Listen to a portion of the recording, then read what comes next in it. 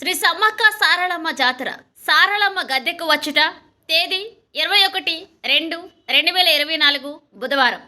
సమ్మక్క గద్దెకు వచ్చుట తేదీ 22-2-2024 గురువారం.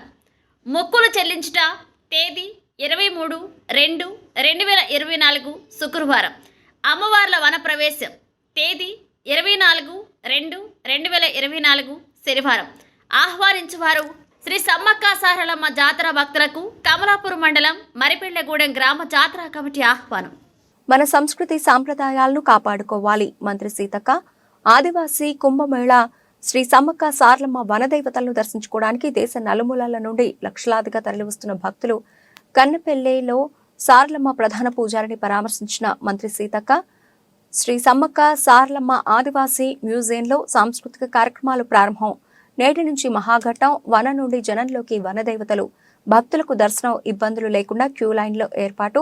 సామాన్య ప్రజలే మాకు వీఐపీ వీవీఐపీలు మేడారం వచ్చే మహిళలకు రాష్ట్ర ప్రభుత్వం ఉచిత ప్రయాణం కల్పిస్తోంది. ఎల్లుండి ముఖ్యమంత్రి రేవంత్ రెడ్డి మేడారం రాక సమ్మక్క సారళమ్మ దర్శనం.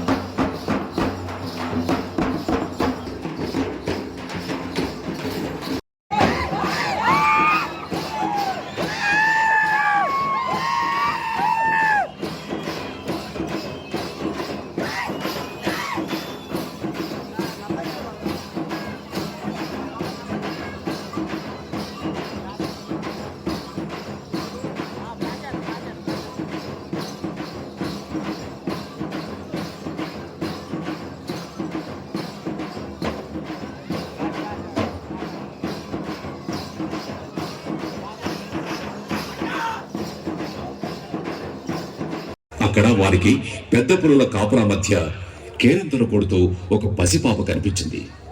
ఆ పాపను కోయదొరలు గూడానికి తీసుకెళ్లి దాచారు. పాప గూడానికి వచ్చినప్పటి నుంచి అన్ని శుభాలే జరగడంతో కొండదేవతే ఆ రూపంలో ఉందని గిరిజనులు నమ్మారు. మాఘశుద్ధ పౌర్ణమి రోజున ఆ పాపకు సమ్మక్క అనే నామకరణం చేశారు. సమ్మక్కను మేడరాజు మేనల్లుడైన మేడారం పాలకుడు పగిడిద్ద రాజుకిచ్చి పెళ్లి చేశాడు. ఆ దంపతుల సంతానమే సారళమ్మ, నాగులమ్మ, జంపన్న. మేడారాన్ని పాలించే కోయరాజు పగిడిద్దరాజు కాకతీయుల సామంతునిగా ఉండేవాడు. కరువు కాటకాల కారణంగా కప్పం కట్టలేకపోతాడు పగిడిద్దరాజు. కప్పం కట్టకపోవడం, మేడరాజుకు ఆశ్రయం కల్పించడం, కోయ గిరిజనులలో విప్లవ భావాలు నూరిపోసి రాజ్యాధికారాన్ని ధిక్కరిస్తున్నాడనే కారణంతో పగిడిద్దరాజును అణిచివేయడానికి తన ప్రధానమంత్రి యుగంధరుడితో సహా సైన్యంతో మేడారంపై సమరశంఖం పూరించాడు ప్రతాపరుద్రుడు. ఆయన శక్తివంతమైన కాకతీయుల సైన్యాన్ని ఎదుర్కోలేక వారంతా యుద్ధ భూమిలో నేలకొరిగారు. కాకతీయ సైన్యం చేతిలో చనిపోవడం ఇష్టం లేక జంపన్న సంపెంగ వాగులో దూకి ఆత్మహత్య చేసుకున్నాడు. అదే వాగు ఇప్పుడు జంపన్న వాగైంది. తన కుటుంబం మరణించిందన్న వార్త విన్న సమ్మక్క శివంగిల యుద్ధ రంగంలోకి దూకింది. కాకతీయ సైనికులపైన విరుచుకుపడింది. వీరోచితంగా పోరాటం సాగించింది. ఆమె వీరత్వం చూసి ప్రతాపరుద్రుడు ఆశ్చర్యపోతాడు. కానీ ఒక గాయంతో వెన్నుపోటు పొడుస్తాడు. ఆ గాయంతోనే మేడారం గ్రామానికి ఈశాన్యంలో ఉన్న చిరకల గుట్టకు వెళ్లి ఆమె అదృశ్యమైపోయిందని చెబుతారు. ఆ తర్వాత చెట్టు కింద ఒక పుట్ట దగ్గర కుంకుమ భరిణ కనిపించిందట. ఆ తర్వాత తప్పు తెలుసుకున్న ప్రతాపరుద్రుడు సమ్మక్క భక్తుడిగా మారిపోతాడు. 2 ఏళ్లకొకసారి జాతర నిర్వహించాలని ఆదేశాలు జారీ చేశాడు. సమ్మక్క సారలమ్మ జాతర అలా మొదలైందనే కథ ప్రచారంలో ఉంది. అదే ప్రస్తుతం మేడారం జాతరగా గణతికెక్కింది. ఇంతింతై వటుడింతై అన్నట్లు భక్తుల యొక్క నమ్మకాన్ని విశ్వాసాన్ని మరి పొందిరు కాబట్టి భక్తజనం కోట్ల మంది వస్తా ఉన్నారు. కాబట్టి ఎవరి ఇంట్లో అయినా, ఎవరి కులమైనా, ఎవరి ఊరైనా ఆ ఊరు ఆచారాలు, మన తల్లిదండ్రులు, మన తాతలు ముత్తాతలు ఇచ్చినటువంటి దేవతలు, వాళ్ళని కొలిసే తీరు, వాళ్ళని పూజించుకునే విధానంలో ఒకరిని చూసి ఒకరు ఎప్పుడు మార్చుకోకూడదు. మనది మనం కొనసాగించాలి. నువ్వు పెద్ద బంగ కట్టుకో, నువ్వు పెద్ద ఉద్యోగానికి రా, నువ్వు పెద్ద మంచిగా విమానంలో ఏదైనా పో, కానీ మన తాతలు ముత్తాతలు ఇచ్చినటువంటి ఆనవాయితీ, మన ఇంటి ఇలవేల్పుల జాతరలు, దేవులను కోసే తీరు, పూజించే విధానము, అట్లనే ఈ ఆటలు పాటలు ఉంటేనే ఈ యొక్క వైవిధ్యం, గొప్పతనం విభిన్న రూపాల్లో ఉంటది. అందరూ ఇదే చేయాలని ఏం కాదు. మనకి మనలో ఏమి ఇచ్చినో దాన్ని కాపాడు. అట్లా ఒక్కొక్క ఊర్లో, ఒక్కొక్క రాష్ట్రంలో, ఒక్కొక్క కులంలో, ఒక్కొక్క జాతిలో ఒక్కొక్క రకంగా ఉంటాయి. అవన్నీ కలగలిస్తేనే మన ఇంత పెద్ద దేశము, రాష్ట్రం. కాబట్టి అయ్యో వీళ్ళది ఇట్లుంటుందా, అయ్యో మాది గొప్ప అనేది ఉండదు. దానికి ఏదో ఒక చరిత్ర ఉంటది. కాబట్టి ఆ చరిత్ర మనం కాపాడుకోవాలి.